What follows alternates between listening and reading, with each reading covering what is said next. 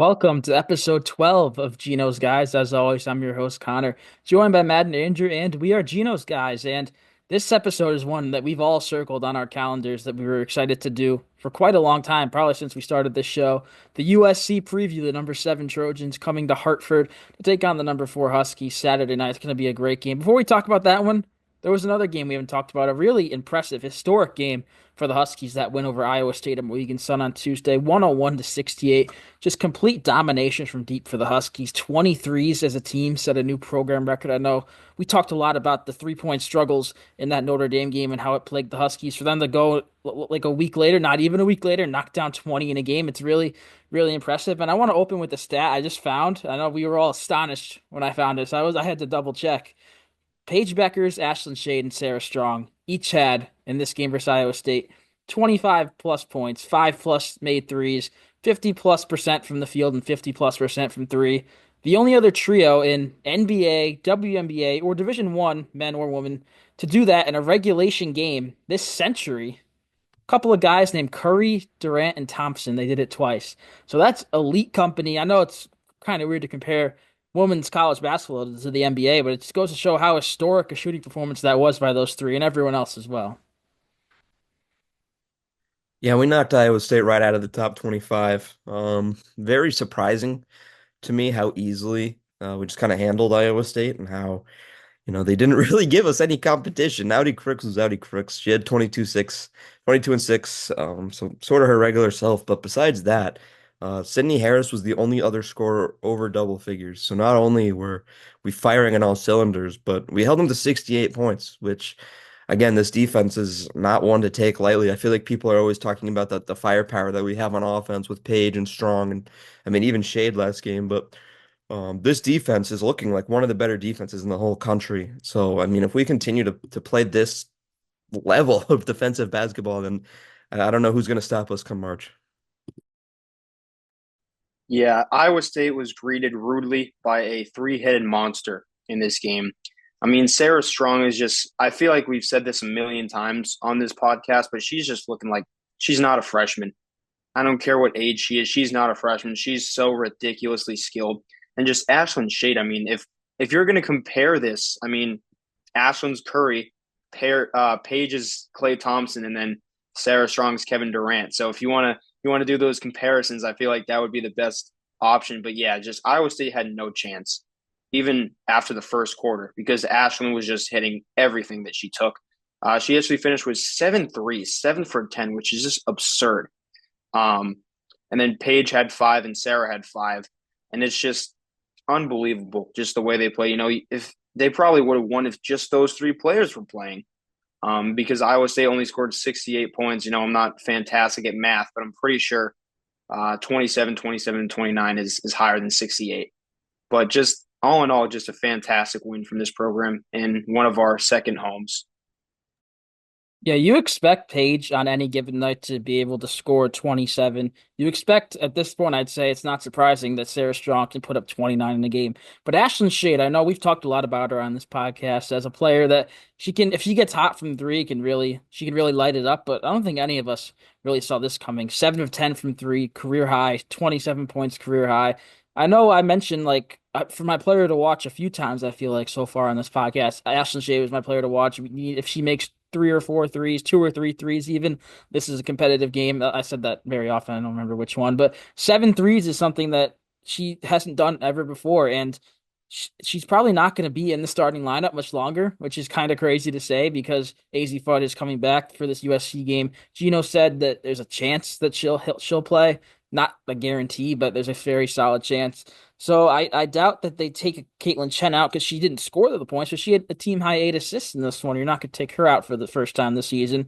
I don't think they're going to go too small and take out Ice Brady, who hasn't really performed scoring wise as well as everyone else, but she's still a big body. She does the opening tip. She's a perfect match with Sarah Strong inside. I don't think they'll take her out. So I feel like Shade is going to be the one that's going to come out unless AZ comes off the bench, which I personally don't see that either.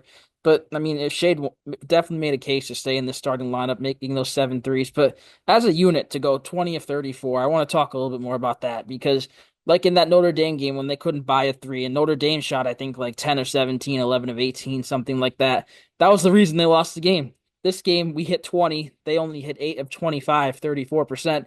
That was the game pretty much. Like you said, Matt, Audi Crook, she had her game, but we that kind of was probably the game plan. You let Audi, you're not gonna stop her. If you don't stop her, stop everyone else, and that's pretty much what they did. Harris off the bench did hit 5 threes, but besides that, the offense was pretty much nothing for them outside of Crooks, which is probably the game plan that Geno had. But all in all, this is a very impressive win over a team that, even though they're no longer ranked in the top 25, they're going to get back there. They're going to be a force in March like we saw last year with Audi Crooks. This is a game that's going to go quite a long way, and it's awesome that it happened in Connecticut that they were able to break this record. Unfortunately, not at home, but we'll definitely take it at Mohegan. You guys got anything else real quick on this Iowa State game? I know the big story is the big three.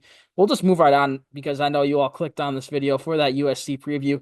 And before we really dive into it, do some players and matchups to watch, I just want to, what's your guys' like reaction or thoughts? Reaction's not the word, but like, how are the vibes for you guys knowing this game's finally here? It's a game we've been looking forward to for quite some time. Yeah, it's really exciting. And it's even more exciting to me that this game has kind of kept the hype that it came with. Some of the time, um, these games come up and, some teams have injuries and they aren't playing right, or, some teams just don't meet expectations. But USC has entirely met expectations this season along with us. And I'm just excited to see how it goes. Juju's at 25 a game this year again, and they even brought in a transfer, Kiki Iriafen. So they do have a really solid squad, and I'm just excited that this game is going to meet the hype that it originally had. I'm just excited that it's happening because this doesn't happen enough in college basketball. We always have good games against good opponents, but they're always in some garbage neutral site. You never like actually get to play a good team at home, and we do tomorrow night, or tonight whenever you're watching this. It's going to be a fantastic game. I mean, I feel like everybody circled this rematch from the Elite Eight on their calendar because it's Paige versus Juju again. Obviously, different teams um, than the teams in March. But this is going to be a huge game. I know it's going to be shown on national television. The place is going to be absolutely sold out. But I mean, it's also just not going to come easy. I mean, Juju is one of the best players in the country. I'm sure Paige will be guarding her, but I mean, I wouldn't look for them to have this unreal 30-point game performance. I would look for the rest of the starters because I feel like in a game like this, when it's almost not even UConn versus USC, it's more like Juju versus Paige in a way, just because that's the big ticket. But I mean, I would look for anybody to go off in this game. But it's been a little bit since Connecticut's got a fantastic game non-conference like this. So I'm really happy it's happening. Yeah, this is like the premier non-conference home game, probably the premier home game all season because the Big East, I don't think anyone in the Big East is up to par with USC. Like last year, we had Notre Dame come to our place, which unfortunately they lost that game. Louisville non-conference came to us, but we beat them by 20 handily like we did this year as well. We haven't really had that top 10 win, I feel like, in a couple of years at home. This is a perfect opportunity. Like I said, the Trojans are ranked seventh, we're fourth. Both very similar resumes, both 10-1, both with double-digit losses to Notre Dame. So the two teams, I mean, you can compare them. We each played against the Fighting Irish and each lost. We lost by 11, they lost by 13. Other than that, undefeated. But I agree, Juju versus Page is going to be the main attraction here. We knew that once the game was put on the schedule. We knew that after the Elite Eight last year, like you guys said. But I like Matt's assumption that a guy like not a guy, a person like Erie Offen could pop off, especially going against a freshman like Sarah Strong. So I guess we'll kind of just go into matchups to watch. And I know I don't usually go first, but I feel like I'm kind of just leading into it. I'm looking at that Erie Offen versus Strong matchup because Strong, I know we keep on saying she's not playing like a freshman, but she is a freshman at the end of the day. Erie Offen's a player in her fourth season, three at Stanford, now her first at USC. She averaged last year at Stanford 19 and 11, so one of the premier bigs in the country. This year she's averaging almost 19 and 9, so a little worse, but still a very good big. I feel like Sarah Strong, this is going to be one of her toughest tests. Yeah, she did solid against Audi Crooks, but still Audi got 22 and 6. It wasn't like she locked her down. So I feel like this is another opportunity, another great warm up for maybe some tougher games in February when you have to play South Carolina and Tennessee. Also Big East because you always could slip up there. But I'm curious to see how Sarah Strong does against Erie Offen. I'm rolling chalk. I'm going with Paige and Juju. Feel like this is what everybody's coming to see. It might not be like the deeper in-depth analytical answer, but I just just it's just so exciting that this is actually happening in the regular season. We haven't seen anything like this in quite some time. I mean, obviously that Notre Dame game was a big deal, but none of those key matchups like this one. So, like I said, I'm rolling chalk. I just want to see Paige get the better of Juju, and I want to see us come in with the dub. Well, Connor, you said that you're doing Sarah Strong's matchup. I don't know if she's going to be guarding her. She might be guarding Raya Marshall because she's technically this team's starting center, averaging 8 and 9. But I would look for whoever's guarding Marshall because I feel like that if the outside game isn't working early for USC, they're going to go to her and early and often. Um, I don't know if they'll try the outside game first or not. I would think that they would go inside first and then move to outside, but that would be my matchup to watch. Whoever's guarding her, I don't really know who's again. My God, who it's going to be because I'm not Geno. We don't have the lineup here in front of us, but I would say whoever is guarding her would be my matchup to watch. Yeah, that's a good point. It could be Ice Brady on Iriafen. It could be Strong. Those two are going to guard the two, Iriafen and Marshall. Whoever they go with, I just automatically assume Strong with this other star. But like you said, Kugly, the way Ice Brady's known for her defense, she could maybe hold Iriafen to not single digits, but maybe 10 or 12 points. But yeah, moving on now. I think we'll just hop right into the players to watch, and then we'll be talk a little bit more about this game. I won't go first this time. You guys got any players to watch for the Huskies? Yeah, I'm gonna roll with Ashland Shade here. Continuing that performance from last game against Iowa State. It's not imperative that she do it, but it would be pretty awesome if she did it.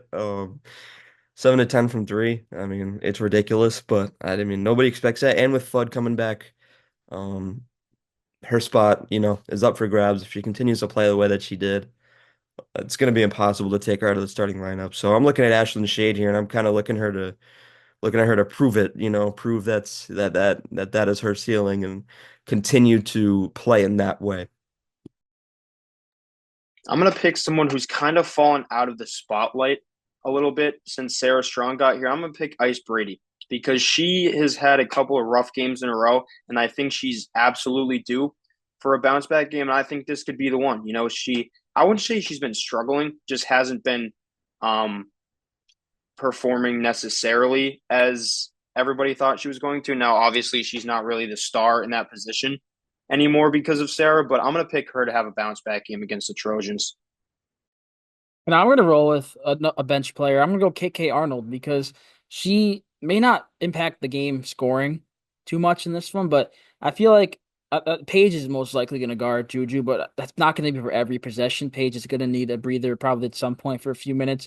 I feel like whenever she's not in the game and Juju is, which won't be often, like I said, but KK Arnold's going to be on her for her defense. We know how good of a defender KK is. She's very gritty. Juju does have a bit of a height advantage, I believe, like 4 inches or 5 inches, but she's still a guard that handles the ball. KK, I feel like, should have no problem guarding. I feel like those possessions where Arnold is guarding Juju are going to almost decide the game in a way. I feel like this is going to be a very close matchup. So that's why I have KK Arnold as my player to watch. You could always go Paige because this seems like a signature Paige 30-point game going against Juju. Also, Juju getting 30. That'd be a really fun game to watch, especially if the Huskies pull it out and those two battle like that. But you guys got anything else about this game? Any last thoughts? It's going to be a thriller. I don't know if either of you guys are able to make it. I'm not able to make it. I wanted to, but it just didn't work out for me. But if you're going to the XL Center, I saw it's a whiteout. So wear white, be loud, help the Huskies pick up that top 10 win because they don't have another ranked game after this. I don't know if any Big East teams will be ranked when we play them in January and February, but the next ranked game is probably going to be Tennessee. I don't even know if they're going to be ranked by February, but after that it's South Carolina. So if the Huskies could pull this one out and then they have pretty much 9 or 10 Big East games before their next like big non-conference opponent, they could go on a little bit of a run here. I know the Notre Dame loss was not something everyone wanted. We feel like the Huskies could and should be undefeated right now. But yeah, the Huskies, we wanted them to pull out that Notre Dame game. They didn't, but hopefully this is a game you can bounce back from that and pick up that signature win. Next time you hear from us, definitely before the end of the new year. We'll definitely recap this one, maybe do a bit of a Big East preview. I know we already had that Georgetown game, but just look a little deeper into the conference in our next one. When that will be, I don't know, before the new year sometime. But yeah, thank you guys for tuning into this preview. Thanks for watching. Stay tuned.